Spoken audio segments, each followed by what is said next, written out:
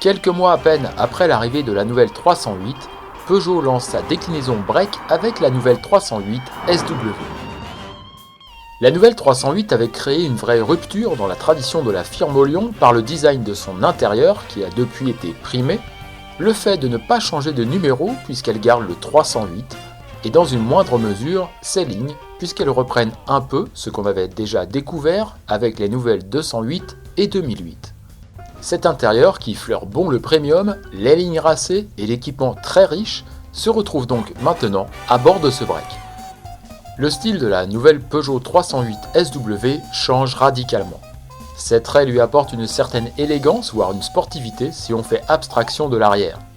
À l'avant, les optiques full LED qui équipent notre finition optent pour des feux diurnes en guise de paupières de phare qui assurent une signature lumineuse très facilement reconnaissable à cette 308. À la base du bouclier, le chrome est présent aux abords des clignotants à LED et des anti-brouillards. La calandre, entourée de chrome, et le capot nervuré avec ses arêtes marquent nettement la rupture avec la précédente génération de 308. De profil, la silhouette semble un peu plus élancée, surtout avec l'allongement de l'arrière. La surface de vitrage reste importante et est entièrement entourée de chrome comme on s'y attend sur une auto premium. L'arrière est bien sûr spécifique à ce break, même si on retrouve l'idée des feux en forme de crosse comme sur la 208, mais ici sans les fameuses 3 griffes du lion. Ces feux à LED sont de série sur toutes les finitions. Les voies élargies assoient nettement ce break et la lunette arrière fumée, bien inclinée et surmontée d'un petit béquet ajoute une touche de sportivité. Enfin, on relève tout le soin apporté aux barres de toit parfaitement intégrées et joliment réalisées. Elles sont montées sur la caisse et non pas sur le toit, ce qui permet aussi de profiter d'un toit vitré pour une excellente luminosité à bord. Notre 308 SW est animé par le tout nouveau moteur 3 cylindres de Peugeot. Ce bloc 1,2 litre est le même qui anime la 208, mais avec l'ajout d'un turbo pour gagner presque 50 chevaux et atteindre 130 chevaux.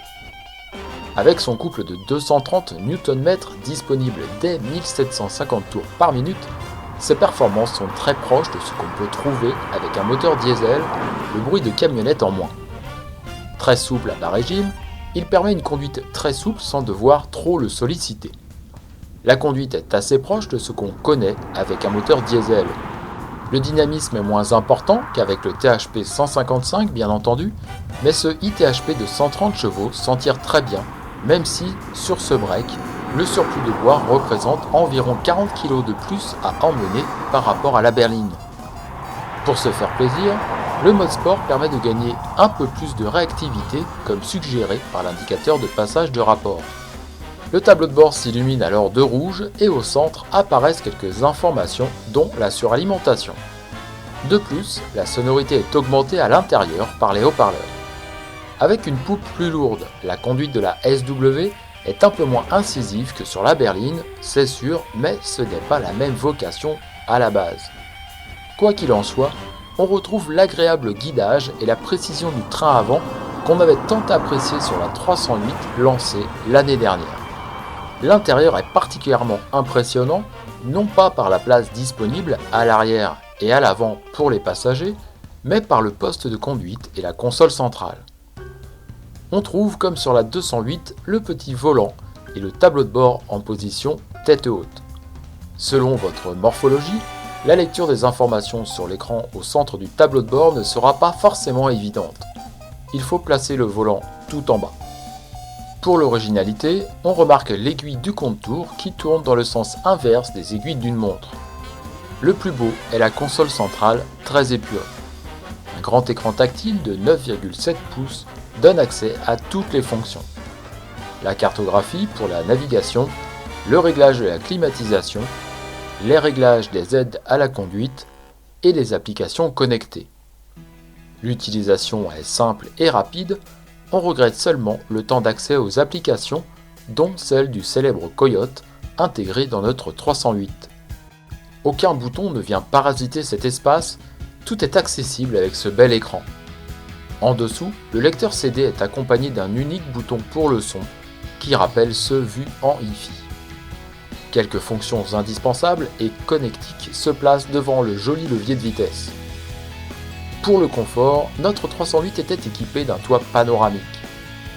Sur ce break, l'espace disponible dans le coffre est particulièrement fonctionnel. Tout d'abord, les dossiers des sièges arrière se rabattent avec une simple tirette depuis le coffre, ce qui réduit les actions à faire pour profiter d'un très grand plancher tout plat. Autre astuce bien pensée, on peut profiter de l'espace sous le plancher et pour ne pas être gêné lorsqu'on y accède, un simple crochet permet de le maintenir en position haute. Tout ceci est très simple et fonctionnel. Peugeot avait amorcé sa montée en qualité avec la nouvelle 208 qui remplaçait avec style la vieillissante 207. Sont venues dans la foulée la nouvelle 2008 et la 308 de seconde génération qui n'avait plus rien à voir avec l'ancienne. C'est bien entendu aussi le cas de la SW qui marque une vraie rupture. Avec un dessin plus dynamique, un intérieur aussi sobre qu'élégant et une conduite agréable avec cette motorisation, ce break s'est nettement bonifié. On apprécie tout le soin apporté à la poupe et aux barres de toit qui ne gâchent pas le style de l'auto et bien sûr la modularité du très grand coffre de 660 à 1775 litres avec son plancher plat disponible très simplement d'une seule main avec les deux tirettes. Certes, le 3 cylindres peut se montrer gourmand lorsqu'on le sollicite de trop, mais il apporte aussi un certain plaisir de conduite. De quoi allier avec réussite les aspects esthétiques et fonctionnels pour le quotidien de la famille. On peut hésiter avec la Volkswagen Golf SW 1,2 litre TSI 105 chevaux à partir de 23 970 € ou pour la même puissance la Renault Mégane Estate TCE 130 à partir de 26 000 €. De notre côté, on aime bien le style intérieur épuré, les bonnes qualités dynamiques de cette 308 SW et la montée en qualité qui est très réussie. On aime un petit peu moins l'accélant aux apps connectées, le style très voire trop sobre de la partie arrière et la sonorité du rappel des clignotants.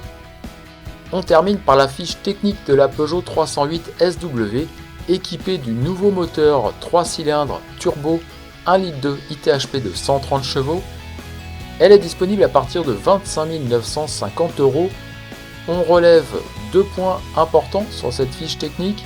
Tout d'abord, son couple de 230 Nm disponible très bas, à partir de 1750 tours par minute. On est sur des valeurs assez proches d'un petit moteur diesel. Et bien sûr, le volume du coffre qui a nettement gagné sur ce SW pour atteindre des valeurs allant de 660 à 1775 litres.